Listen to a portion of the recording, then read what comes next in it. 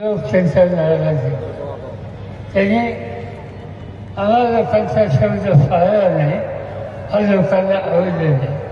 आम्हाला लोकांची साथ सोडली, वंचित आवडून गेले, वंचित असते हे लोकांना आवडले नाही. आता हे लोक सांगत असतात, खुद्द सांगतात लोकांना. काय सांगतात? आमचे आणि पवारसाहेबांचे संबंध अतिशय गोड आहे. ही गोष्ट अजिबात नाही.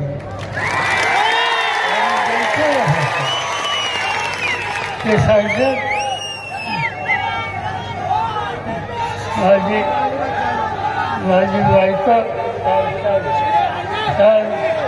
माझी बायको वर्षाचं एकदा भीमाशंकरच्या दर्शनाला येते.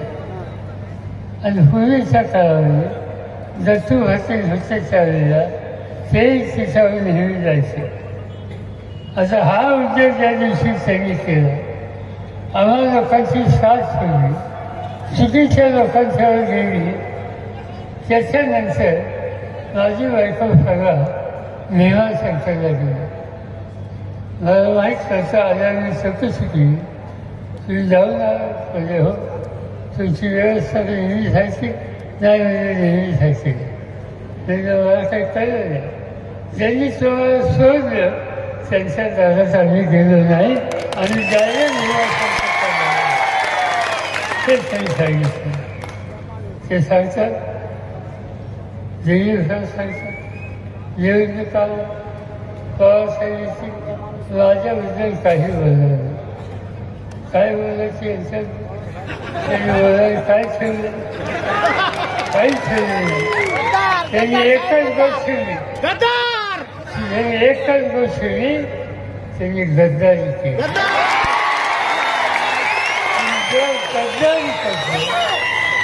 जो गद्दारी करतो त्या गद्दारांना शिक्षा द्यायची असते.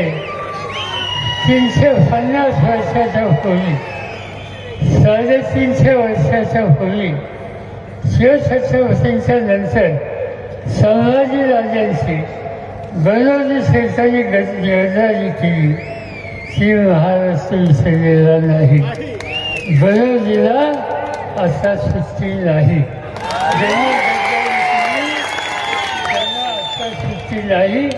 आता एकच ठिकाण आहे, उद्याच्या तुमच्या मतदारसंघाच्या विधानसभेच्या निवडणुकीमध्ये माझा एकच शब्द तुम्हाला आहे की या निवडणुकीमध्ये वळसे भाषणाला 100% पराभूत करा.